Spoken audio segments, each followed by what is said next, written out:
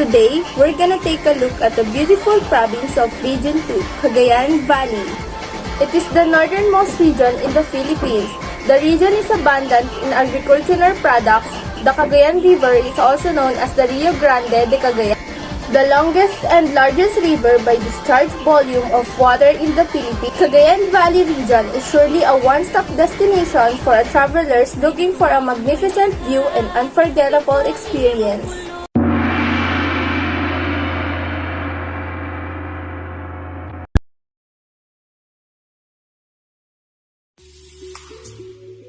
Cagayan Valley, designated as Region 2, is an administrative region in the Philippines, located in the northeastern section of Luzon Island. It is composed of 5 Philippine provinces: Batanes, Cagayan, Isabela, Nueva Vizcaya, and Quirino. Located in the southern part of the province, it is a small town with an average population of about 2,000 people. The area has been inhabited for thousands of years by various tribes and people.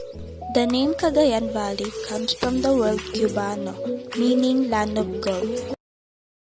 The municipalities of Cagayan: Bulog, Alcala, Alacapan, Amulong, Apari, Bagaw, Balisteros, Uge, Calayan, Camalaniquin, Claveria, Enrique, Ana, Santo Niño,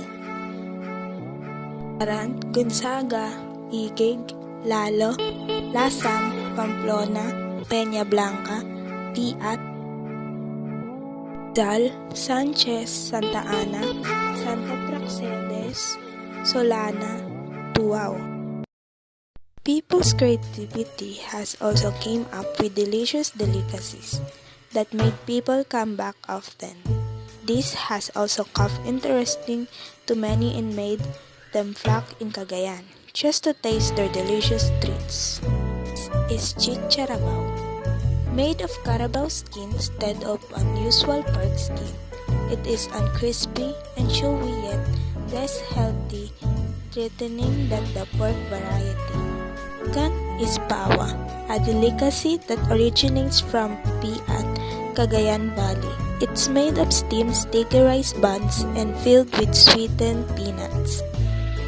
Is Ibanag Longanisa, Filipino pork sausage originating from the Ibanag people of Tuguegarao City, Cagayan. It is a type of recado longanisa. It is made with coarse sleeve ground pork, black pepper, garlic, coarse salt, and cane vinegar. Puto flan, combination of leche flan and puto. This is a type of dessert as far as I am concerned because it is sweet, tastes like a native version of custard cake. Next is pancit batil pato, popular noodle dish in Tuguegarao City, Cagayan. It is composed of 2 parts: the noodles with toppings and the sauce which looks like an egg drop soup. Next is sinanta, Filipino noodle dish from Cagayan Valley, which is prepared with flour, egg noodles, rice vermicelli, spring onion, clams, chicken, pork, and an anato-infused broth. As is pinakufu, an Ibanag native delicacy made from glutinous rice, grated coconut, and drizzles with lot of caramels, brown sugar, yummy and easy Filipino native delicacy for merienda. Tourism in Cagayan region. These are some tourist attractions in Cagayan. Cape Engaño Lighthouse in Palawi Island, also known as Faro de Cabo Engaño, is a historic lighthouse located at the Palawi Island in the town of Santa Ana, the province of Cagayan, Philippines. Second 300 limestone caves located in barangays of Mandalo and Kibal in the municipality of Peñablanca. About 24 kilometers northeast of Tuguegarao City, the capital of Cagayan Province, is most popular cave in the Philippines and the best-known tourist attraction of Cagayan Province. All these are found only in Cagayan and can be what you can look forward when planning a visit there.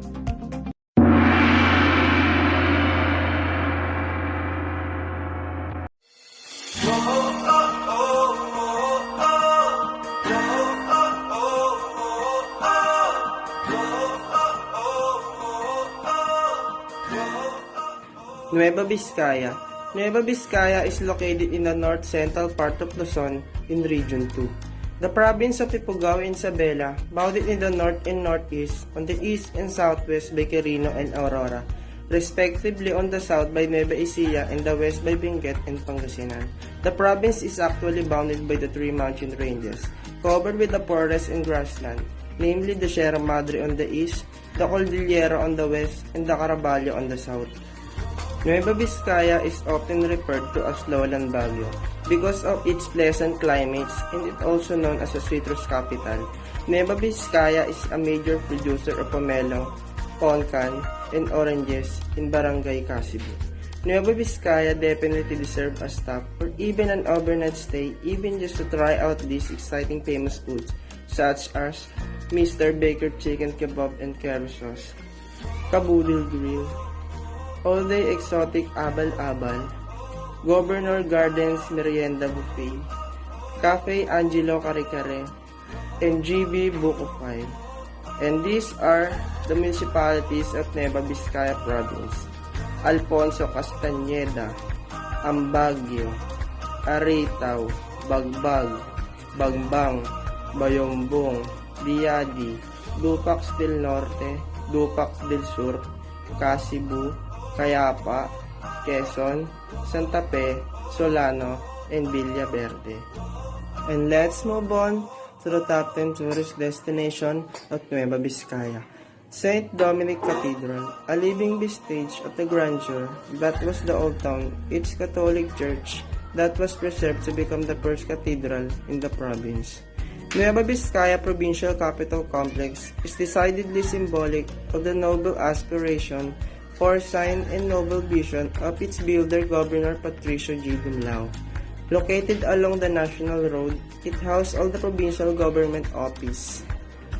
Dalton Pass is a rugged piece of terrain wherein a part of the Caraballo Sur reach south and join the Sierra Madre because of its strategic importance as the only access between Pampanga and Cagayan Valley. The pass became the scene of much bloody fighting during the final stage of World War II. Kapisaan Cave System is a fifth longest cave in the country at the 4.2 kilometers located in Barangay Kapisaan, Casibu. It has layers of cave network including Lion and Alayan caves with rare calcite formation and a subterranean river which double as a passageway to the best part of the Awab Cave. Cayapa Fruits and Vegetable Farms is a 3-hour drive from Bambang Highway. Travel over forested mountains and hills, cool climate, stream, rivers, and terrain slopes of vegetable, fruits, flowers, and rice fields. Dupax del Sur Church is one of the biggest and oldest unreinforced bricks church in 18th century in the barangay Cagayan Valley. The church has all the requisites of an old Spanish bricks, church like wooden altar, columns, and lattice, and a museum, which have centuries-old church artifacts. Mount Ugo in Cayapa. This beautiful mountain offers trails that pass through the native communities of the Kalanguya tribes, and it's become a favorite mountaineering destination among us.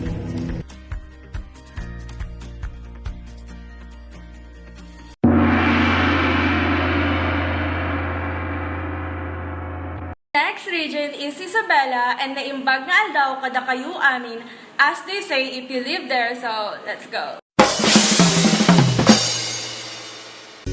Isabella was named after the honor of Her Royal Highness Queen Isabella II of Spain in 1856. It is now known as the Queen Province of the North, top corn producer of the Philippines, and rice bowl of the North. It is also known as one of the premier provinces in the North and most progressive in the country. With its large production of rice and corn, it is no doubt that Isabela is the haven of rice and corn in the Philippines.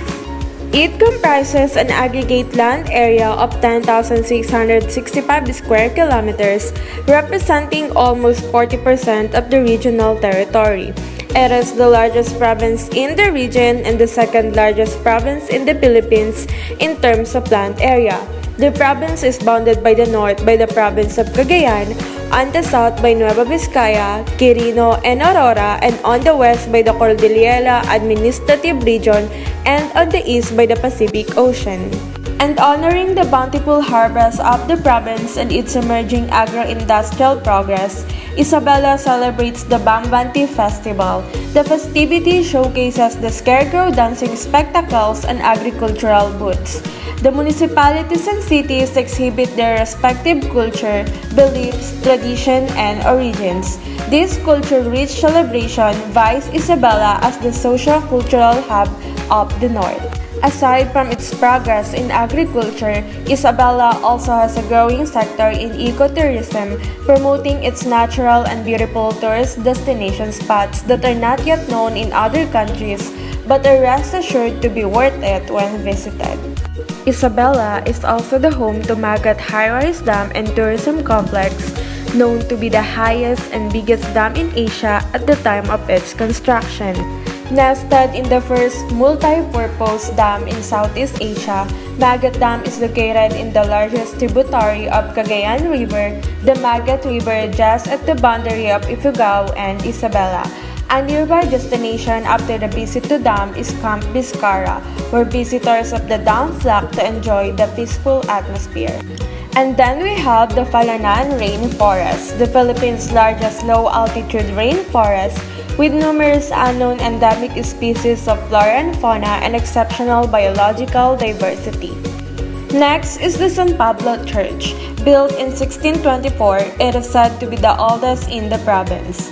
San Pablo, the oldest town of Isabela, was founded by Padre de Santo Tomas 210 years before Isabela was made a province.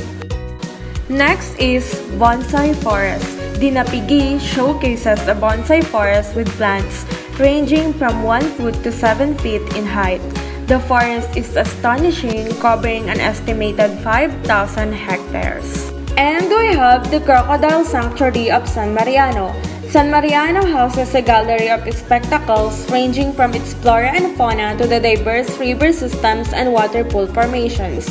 The Philippine crocodile, a critically endangered species, can be found throughout the length of the river and creeks of San Mariano. Mabuaya Foundation and even the president of the famous clothing company Lacoste show support for the famous Crocodile Sanctuary of San Mariano. Next is we have the Dikotkotan Beach. Dikotkotan Beach boasts of a 3-kilometer-long beach with coral reefs, sea grass beds, and sandy shoreline that is fringed with a coastal forest and a village. There are regular sightings here of pointed-nosed dolphins and humpback whales, aside from the various species of fish and shellfish and marine turtles that can be seen from the surface. Those are just some of the tourist attractions in Isabela, but there's definitely a lot more beautiful attributes this province has to offer. You can see happy and hospitable Isabelinas every day, and you're gonna love them.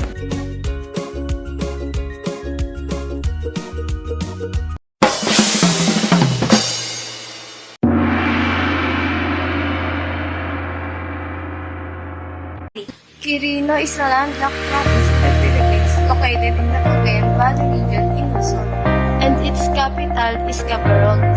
Quirino province has a total land area of 3,486 kilometers. Quirino province named after Arturo Quirino, the 6th president of the Philippines. The province borders Aurora to the southeast, Nueva Vizcaya to the west, and Isabela to the north. Quirino province festivals. Panagdadapong Festival is an Ilocano word which implies get together. serve as a motivation for better governance and public service, people empowerment, meaningful development, health, environment, and agriculture. Pagay-Pagay Festival. Pagay-Pagay Festival is a symbolism of the industry, perseverance, and zeal of the rice producing people towards development. Panagsasalong Festival. A local celebration dedicated to all Madalanians, especially to all the local farmers. As the festival depicts their daily routine going to the fields as termed by Ilocos. Penencacassis Festival. It is the convergence of all tribes and cultures of the municipality in cooperation and celebration. It features the indigenous tribes, which is the Longwoods. They are the original cultural communities of the area, or the first settlers in the province. Agriculture is the main industry with rice and corn as major crops. This supplies the demand of neighboring province and the metropolis. Quirino Province delicacies. Ilocano cuisines also seems very popular, including dishes like dinakdakan and gato.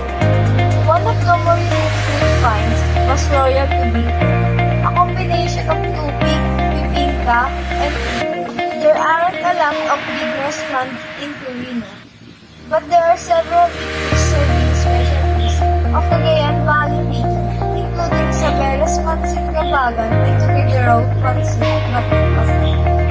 Quirino Province Tourist Spot. One of the better-known attractions of Quirino Province are the Agripe Caves in Pasig, a limestone cave system located in Barangay Quezon in the municipality of Manila. Located in the town of Mandela is Governor's Rapid, which form part of a tributary of the Cagayan River. It features crystal clear waters, which earned it the award of being among the cleanest and bodies of water in the whole Cagayan Valley. Sita Nature Spot is nestled in the northern end of the town of Manila. Here you'll be seeing various rock formations along the Sita River, a hall of Pimawati for cleanest inland bodies of the water in the country. Landingan Viewpoint is located atop a hill in Nagpatungan, Quirino. It offers a majestic view of the town. The Cagayan River, which cuts through the land and the surrounding hills, including the Obleran Hills, from afar. The rolling hills are one of the prominent geographical features of Quirino.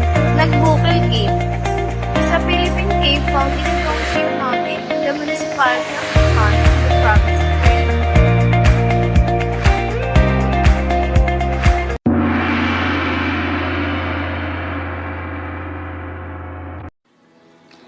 Batanes. The Batanes group of islands came in late into the falls of Spanish colonial power. Freedom had been the Ivatan experience for as long as they existed. That ended on June 26, 1783 with the annexation of Batanes by the Spanish colonial state in the Philippines.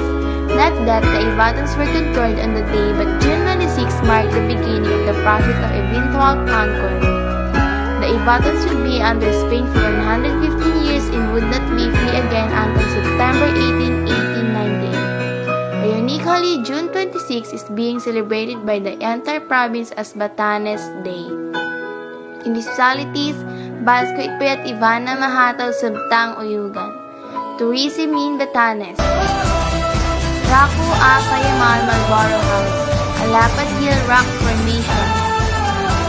Basco Lighthouse, Taguig Lighthouse, the Morong Beach, Balugan Boulder Beach, House of Dakay, Sabidog Stone Houses, Mount Carmel Chapel, Bayang Rolling Hills in Glass, Chawa View Deck. Food delicacies in Batanes. The first is ubud, second goose, the third lunis, the fourth yam, ubi or lupay, and the last sweet potato. Small islands usually have limited carrying capacities. The seas are hospitable only for a few months, March, April, May every year. The meager resources that the Ivatan to spend on every resource that they have. They do not waste food or anything. food security of the household is a continuous concern of every household. The scarcity of resources produce food patterns unique to this culture. Festivities in Batanes. First is Kulay Festival. They celebrated it in cooperation with the local government of Basco Batanes and the Philippines Department of Trade and Industry. The main objective of this 5-day feast is to introduce locally manufactured and processed food products. Bayanihan or Payuhan Festival. In this event, a province-wide procession is done to recall the root of evangelization. Communities in schools conduct the Ivatan Olympics to pay tribute to their native game. Bacol Kanay Festival. Sabtang Island just held its first ever Bacol Kanay Festival this year. Starting from April 25 to 27, activities are made from indigenous outdoor games and cultural shows to colorful parades and street dancing competition. Palu-Palu Festival. Palu-Palu Festival was featured on the town fiesta. This is a cultural presentation of the municipality of Basco Batanes showcasing their ethnic groups' rugged yet storied existence.